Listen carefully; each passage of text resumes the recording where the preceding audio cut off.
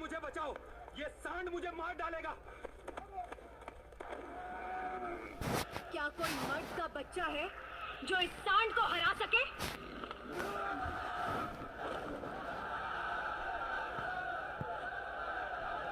मैं हरा सकता हूँ।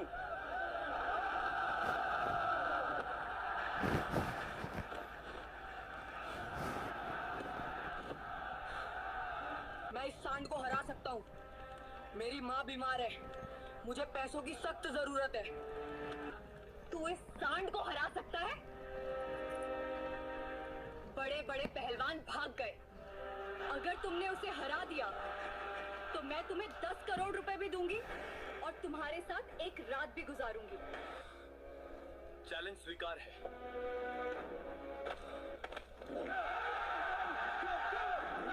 दोपहर की चलचिलाती धूप में राजस्थान के गांव सूरजपुर का वह विशाल मैदान गर्द और शोर से भरा हुआ था। आज वहां तिल रखने की भी जगह नहीं थी। ढोल और नारों की गूंज के बीच मैदान के ठीक मध्य में जो खड़ा था, उसे देखकर बड़े बड़े पहलवानों का पसीना छूट रहा था। वह कोई आम जानवर नहीं था, बल्कि कालदेव जैसा दिखाई देने वाला एक विशाल काय काला सांड था, जिसका नाम भीम था। उसकी मजबूत मांसपेशियां लोहे की तरह सख्त थीं और आंखें दहकते अंगारों की तरह लाल हो रही थीं। नथुनों से निकलती भाप उसके अंदर के भड़कते गुस्से की गवाही दे रही थी। गांव भर में ऐलान करवा दिया गया था कि जो भी इस सांड भीम को काबू कर लेगा, उसे 10 करोड़ रुपए का इनाम दिया जाएगा। जो इस बैल को काबू करेगा, उसे 10 करोड़ रुपए मिलेंगे। यह रकम इतनी बड़ी थी कि दूर दराज शहरों से नामी गरामी पहलवान यहाँ आ पहुंचे थे। कोई पहाड़ जैसा विशाल शरीर रखता था तो किसी के बाजुओं में हाथी जैसी ताकत थी। मुकाबला शुरू हुआ। तालियों और सीटियों के शोर में पहला पहलवान अखाड़े में उतरा। उसने पूरी ताकत आजमाई, मगर सांड ने उसे एक ही झटके में सूखी पत्ती की तरह हवा में उछाल दिया। फिर दूसरा आया। उसने चालाकी से सींग पकड़ने की कोशिश की, मगर पलक झपकते ही वह भी धूल चाट रहा था। एक के बाद एक कई सूरमा आए, लेकिन नतीजा वहीं रहा, धूल, दर्द और जिल्लत। धीरे धीरे भीड़ का जोश डर में बदलने लगा। लोग फुसफुसाने लगे, ये सांड नहीं, राक्षस है। इसे छेड़ना यमराज को दावत देना है। उसी घबराई हुई भीड़ के एक कोने में एक दुबला पतला सा लड़का खड़ा था, 14 वर्षीय अर्जुन। उसके कपड़ों पर जगह जगह पैबंद लगे थे, पैरों में चप्पल तक नहीं थी, मगर उसकी आंखों में वह डर नहीं था जो बाकी सब में था। वहां एक अजीब सी शांति, एक गहरी एकाग्रता थी। अर्जुन की दुनिया इस चकाचौंध से बहुत अलग थी। वह गांव की गंदगी से प्लास्टिक और बोतलें चुनकर अपना पेट भरता था। उसका घर, अगर उसे घर कहा जा सके, टिन और प्लास्टिक से बनी एक छोटी सी झोंपड़ी थी, जहां उसकी बीमार मां हर पल मौत से लड़ रही थी।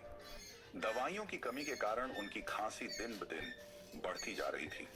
अर्जुन के पिता, जो कभी इस इलाके के सबसे माहिर पशु वैद्य माने जाते थे, बरसों पहले एक हादसे में दुनिया छोड़ गए थे। मगर जाते जाते वे अपने बेटे को एक अनमोल खजाना दे गए थे, जानवरों को समझने का हुनर। बचपन में अर्जुन घंटों अपने पिता को जानवरों के साथ देखता था। वे कहते थे, बेटा, जानवर को ताकत से नहीं, दिल से जीता जाता है। जब तुम उसकी आंखों में बिना डर के देखोगे तो उसका गुस्सा खुद पिघल जाएगा। आज वही आवाज अर्जुन के कानों में गूंज रही थी। मैदान में खड़ा भीम अब भी जमीन कुरेद रहा था। अर्जुन ने एक गहरी सांस ली। उसे वहां सांड नहीं, अपनी मां का इलाज दिखाई दे रहा था। उसे 10 करोड़ रुपये नहीं, एक नई जिंदगी नजर आ रही थी। अचानक वह लड़का भीड़ को चीरता हुआ आगे बढ़ा। लोगों की नजर उस पर पड़ी तो पहले हैरानी हुई, फिर ठहाकों की गूंज उठने लगी। अरे, यह तो कचरा चुनने वाला है, अब यह सांड से लड़ेगा। मगर अर्जुन की नजरें सिर्फ एक ही चीज पर टिकी थी, उस विशाल काय सांड पर। अरे पागल, यहाँ हड्डियां टूटती हैं, खिलौने नहीं मिलते। भीड़ में से आवाज आई, मगर अर्जुन ने किसी की न सुनी। वह सीधा आगे बढ़ता हुआ मैदान के खास हिस्से तक जा पहुंचा, जहां गांव के सम्मानित लोग और मुकाबले के आयोजक खड़े थे। वहां एक आलीशान कुर्सी पर सफेद वस्त्र में बैठी थी राधिका सिंह, सूरजपुर के सबसे अमीर जमींदार की बेटी। बेहद खूबसूरत, आत्मविश्वासी और घमंडी। उसकी आंखों में अजीब सा गर्व और जिज्ञासा था। असली ऐलान उसी ने करवाया था। यह मुकाबला उसी की जिद पर रखा गया था। अर्जुन उसके सामने जाकर रुक गया। उसकी आवाज में जरा भी कंपन नहीं था, चट्टान जैसी मजबूती थी। मुझे एक मौका चाहिए, मैं इस सांड को काबू कर सकता हूं।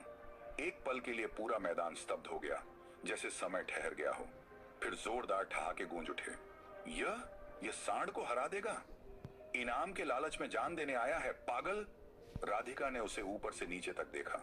उसकी नजरें अर्जुन के फटे कपड़ों और नंगे पैरों पर ठहर गईं। वह हल्का सा मुस्कुराई। अगर तुमने इस सांड भीम को काबू कर लिया तो मैं तुम्हें 10 करोड़ रुपए दूंगी। भीड़ एकदम शांत हो गई। अर्जुन की आंखों में एक चमक उभरी। वह एक कदम और आगे